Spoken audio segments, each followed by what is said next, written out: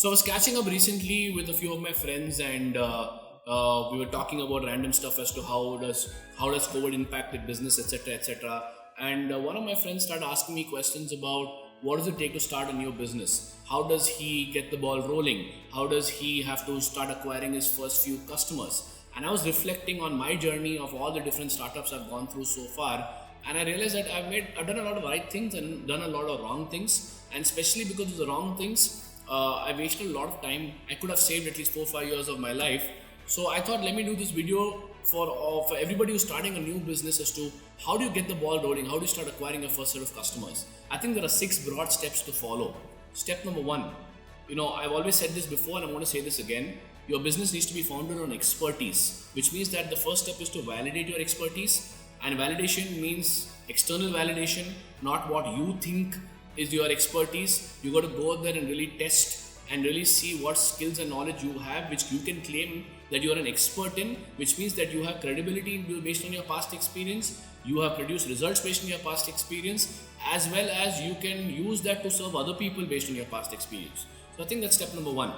Step number 2 is to actually start working on your business model, which is where you got to create your products and services. You got to see what value you're going to add through your products and services, leveraging your expertise. You got to start looking at who can you add value to, who's the right customer, and you're going to see whether your products and services can actually add value to that customer by solving their needs, their problems, and their pain points. And in this entire bargain, this entire equation, how are you going to make the money? How are you going to make that profitability? How are you going to make that scalability happening? So the second step is to work on creating your business model.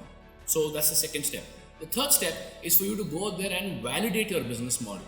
I really believe that you got to go there and test it to see that whatever thought process you've had, whatever equations you've built, is it actually going to work? Is it something which can you go there and sell in the first place? Do you feel that there are customers available who want to receive that? And for that, you got to go there and test it through your known circles and get feedback from people that is this something you can take to the market in the first place. So that phase of business model validation to test whether your products and services can add value, whether it's the right customer, and whether it's the willingness to pay is there or not. The little bit of research has to be done and testing has to be done to validate your business model. That's the third step. The fourth step is when your go-to-market strategy has to start occurring. People keep asking me, how do I go to market? Going to market is literally taking a product and services to the market, and I think there are phases for that. I think the fourth step and the first step for going to market per se is for you to start actually offering your products and services for free. First go and see if people are willing to consume your product and services. No, then it makes sense for you to charge for it. So offer your products and services for free by marketing them to unknown people, so you actually get feedback whether your products and services actually work or not, and do it in the manner like how you would do it even for a paying customer, so that you understand the kind of challenges you face, you understand the experiences you are going through, you understand the experiences which your customers going through, you can gain insights from that, and you can improvise the entire business model so that you can add more value and you can create more impact. So I think that's the fourth step, offering your products and services for free so that you can test if your products and services actually work. And keep a target for yourself that you're going to do it for X number of customers as much as you get enough proof that this works. And that's the point. The outcome for this is to get proof of concept that your concept works, that your business works, that your products and services work. Then you go to the fifth step, wherein you're going to start offering your products and services at a lesser price. See, bottom line, at the end of the day, it's going to boil down to whether people are willing to pay money or not for your products and services. How much ever they feel it is valuable, ultimately the test will be as to whether they're able to remove money from it or not.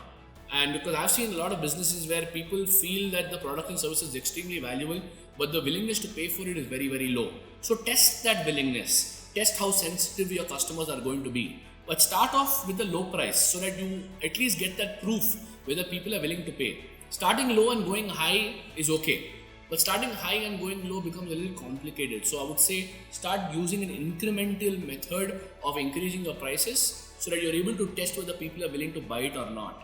And again, keep a target for yourself that, for X number of customers, you are going to make sure you charge it at X amount of price so that you know that people are willing to pay. And then gradually, depending upon the demand you're able to create and your marketing efforts, you can keep increasing the price. That's the fifth phase. And that's the fifth step rather. And for step number 4 and step number 5, I think a joint outcome for both is to build social proof. It's a big big outcome in this entire phase. What do I mean by social proof? While you're offering your products and services for free, as well as when you're offering your products and services for a lesser price, I think you got to start gaining credibility by seeing the impact of your products and services and collect proof of that impact so that you can showcase it to new customers in the form of testimonials, in the form of credibility. Think about in form of case studies so that you can establish that credibility. Think about this, especially when you're a newbie, most people may not have the confidence to spend money on you because you're new. But when you show them proof that what you're doing has created an impact, then the willingness to work with you is higher and the willingness to spend money with you is also higher. So go out there and gather that social proof. Get case testimonials, get case studies, do good research about the impact of your products and services so that you can showcase that to your new customers and build your credibility so that you're able to get business in a more easier manner.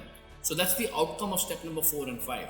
And then finally, step number 6 is when you know that your business is working, when you know that your customers are getting the value, that you know that you're able to create impact, you know that your customers are willing to pay the price you want them to pay, that's when you start going aggressive into marketing, sales and operations to start growing the volumes and the activities of your business. And I think that's the stage where you truly transition from a startup mode to a regular business mode because you don't have to experiment anymore. People are in startup mode while they're still experimenting about what is working. The minute you are clear that that experiment is over and you just need to press the accelerator for you to move forward, I think that's when you are not in the startup mode anymore. And that's when you need to start getting consistent on marketing, sales, operations, and all the other departments of business. And that's how you start proceeding towards getting your first few customers. So let me review this for you. Step number 1, validate your expertise. Step number 2, create your business model. Step number 3, validate your business model. Step number 4, your go-to-market strategy would be to go out there and give your products and services for free, to test your products and services. Step number 5, offer your products and services at a lower price. And the outcome of step number 4 and 5 is to gain social proof in the form of testimonials and case studies. And finally, step number 6 is to go aggressive on marketing, sales and operations to start growing the volume and the activities of your business. So if you like what I shared and you thought it was useful for you, make sure that you hit the subscribe button so that you get continuous access to all my videos, because I keep sharing a lot of information about different aspects and angles about business. And hitting that subscribe button is very critical so you can see all my videos continuously. Make sure you hit the like button so at least I know that you like this video. Make sure you comment by asking me questions because I'm more than happy to share my insights with you. And make sure you share this video with as many entrepreneurs as possible so that they can gain value from all this knowledge. And in the meanwhile, I'm going to see you in my next video.